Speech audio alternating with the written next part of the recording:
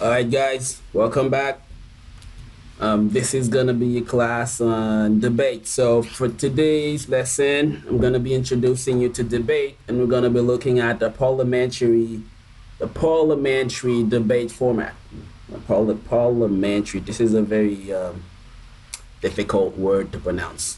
All right, guys. So we're really gonna try to make this one short this time. I know we always say that we're gonna make it short, but we never do. So this time, let's do that. So this is look at your objectives. By the end of this lesson, you'll be able to simulate a debate session opposing two teams of two speakers each using the parliamentary debate format. So let's get into it. Now, what is a debate? Simply, a debate is a formal disagreement, an organized disagreement in which each side gets equal chance to present their position. Typically, a disagreement has two sides, pro versus con, or we can also say affirmative versus negative. So the pro side is the side who is for the issue in question. The pro side is in agreement with the issue. We call them affirmative or pro. And the con side is in disagreement with the issue. The con side is against the issue. This is why we call them negative or con. The pro side, when you are dealing with the parliamentary debate format, the pro side is referred to as the government, and the con side is known as the opposition. So generally in life, when two people are in disagreement, this sometimes escalate into all-out fight, but not in a formal debate. You know, formal debates or civilized, the opponents express their belief with words, not with their fist. I think you can understand that. And you might have guessed it. These days, we're trying to be as formal as possible. Now, how do you order the debate? Totally, there are six pitches. That means 3 rounds. Let's look at that. Let's see why. Is it so? The topic is announced around 20 minutes beforehand, and the debaters will be for or against the topic. Like you said, like you heard it before, for is known as the government side, against is known as the opposition.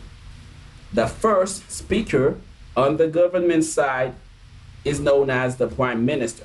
This is the first person, this is the person who is opening the debate. This person is opening the first round. And then this person will have 7 minutes to construct their argument, their position. This is why we call this first phase constructive phase. And the first speaker to speak is the prime minister. That means the person for the argument, which is the person on the government side. And then the second speaker is the person on the opposition who is leading the opposition. They call this second speaker the leader of opposition. So the first round is the opening, is the prime minister and the leader of opposition. They are leading the government side and the opposition side. The first speaker has 7 minutes to construct his argument.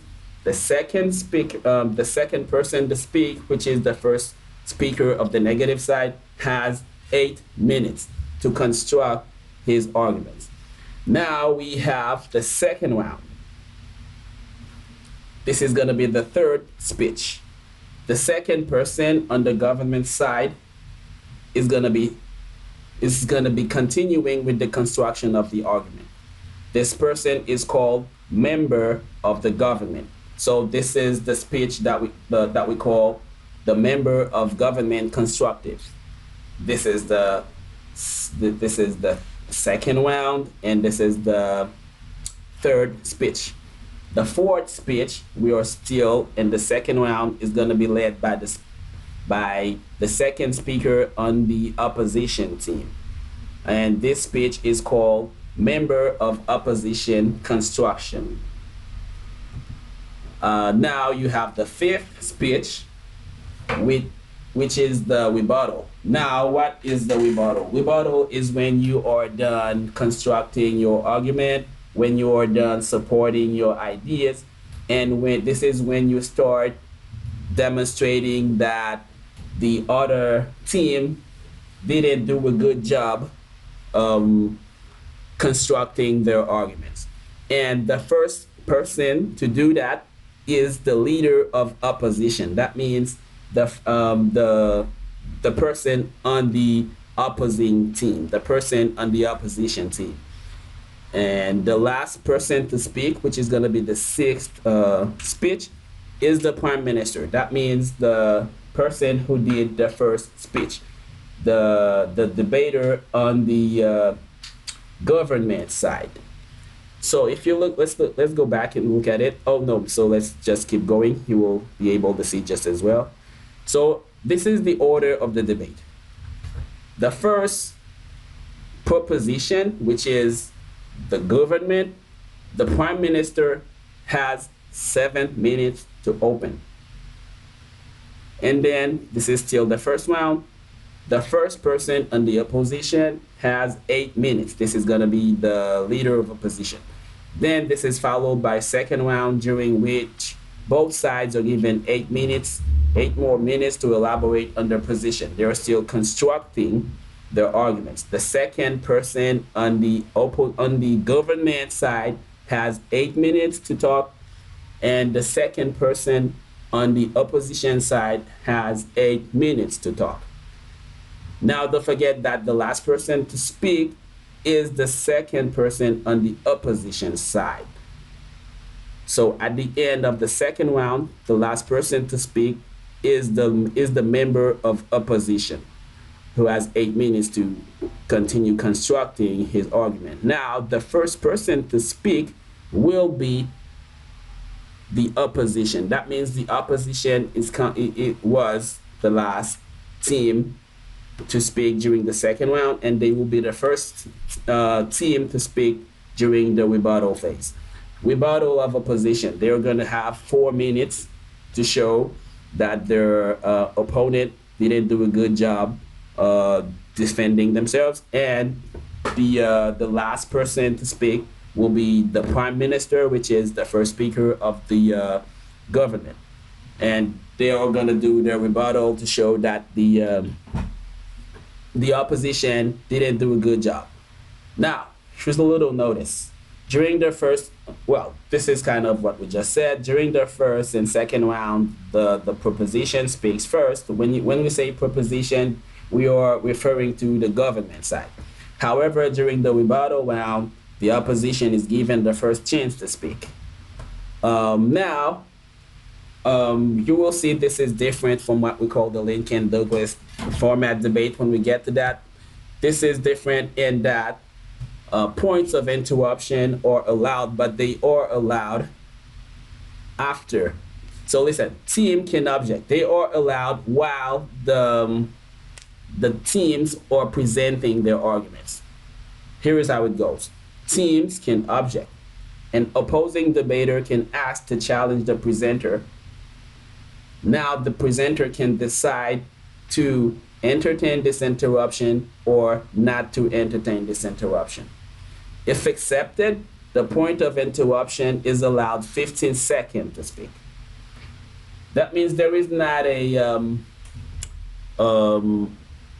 determined time for people to object, as you will find this in the debate that is called Lincoln-Douglas format.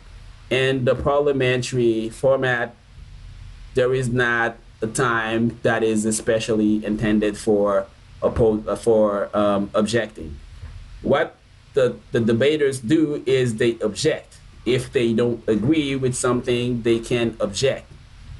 While the person is speaking, they object. Now the person can choose to agree or to entertain or to not entertain the interruption. This is how points of interruptions happen in this type of debate, in this format of debate. Now look at your classwork, guys. This is gonna be very interesting. You choose a topic and you simulate a debate session. We're doing it like that because we're not in a class. I think you can understand that. We can't do regular debate sessions. So you're gonna be simulating a debate session that will oppose two teams of two speakers each, and you will use the parliamentary debate format. And yeah, think wait. Yeah, that was it. That was it for today. That okay, so before we say that was it, let's look at that. For next class, we're going to be talking about the Lincoln Douglas format. This is a link to a website that you can. So what I want you to do is start to familiarize yourself with these terms, with some of these terms before next class. All right, guys, and thank you.